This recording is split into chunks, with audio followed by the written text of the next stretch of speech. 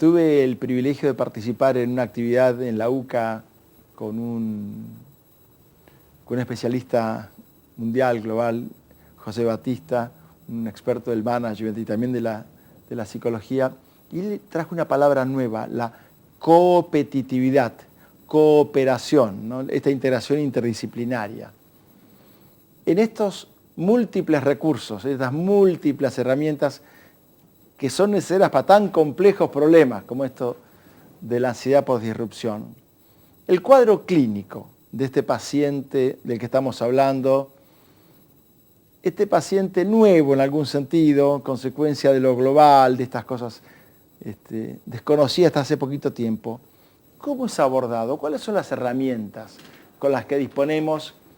O vos que sos el autor de esta línea terapéutica, ¿cuáles son los recursos con que esta persona puede contar hoy?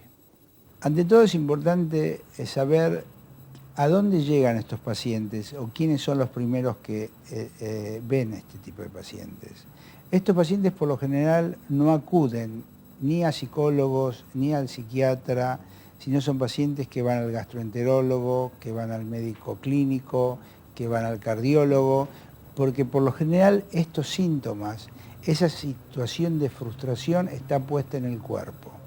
Son gente que empieza problemas de obesidad, disturbios de la alimentación, etcétera, etcétera. Lo primero que se pone es en el cuerpo.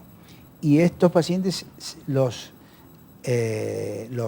clínicos, los cardiólogos, los gastroenterólogos, le dicen que tiene estrés, que está ansioso, le dan un ansiolítico y le dice cálmese un poco, como si ahí se solucionara el problema.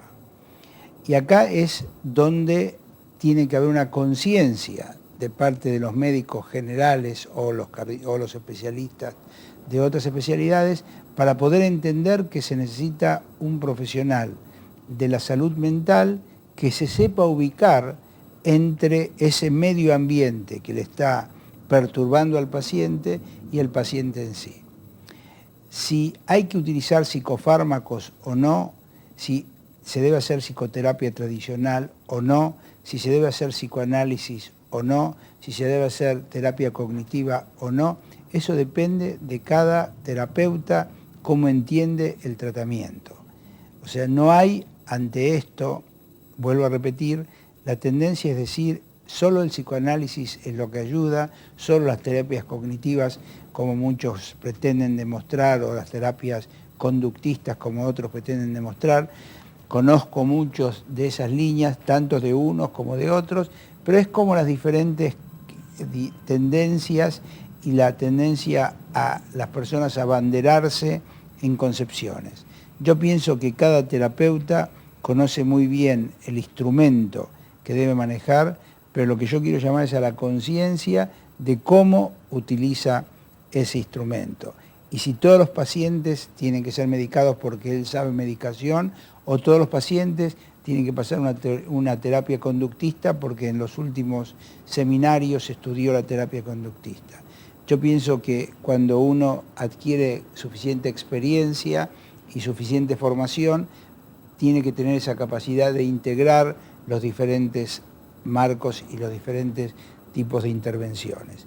Desde ya, mi orientación, que es más psicodinámica, más profunda, inclusive no descarto en absoluto la intervención farmacológica cuando es necesaria y no descarto en absoluto que muchos pacientes, hasta poder abordar las cosas profundas, necesitan un abordaje al principio más de orden cognitivo hasta que puedan ponerse en contacto con el terapeuta de una manera u otra. Eso es la verdadera integración de los conceptos en diferentes abordajes. En mis libros que escribí, uno de ellos con Álvaro Lezica sobre lo traumático, el otro lo escribí solo sobre lo disruptivo, ahí presentamos diferentes tipos de intervenciones, en los artículos con el profesor Collazo, diferentes tipos de intervenciones en diferentes tipos de situaciones y pacientes. Vuelvo a repetir, tratar a una niña violada, una adolescente violada, no es lo mismo que tratar a una persona que sufrió el ataque de la bomba de la AMIA, por ejemplo, donde un grupo entero fue el que fue atacado, etcétera, etcétera. A pesar de eso, muchos terapeutas les parece que es el mismo tratamiento para uno como para otro. La situación que se dio en uno y la situación que se dio a otro lleva a reacciones psíquicas absolutamente diferentes, ¿sí? O un niño maltratado, o la violencia familiar, un esposo o una esposa que maltrata a su cónyuge, son situaciones que cada una tiene su especificidad y se debe abordar en forma diferente.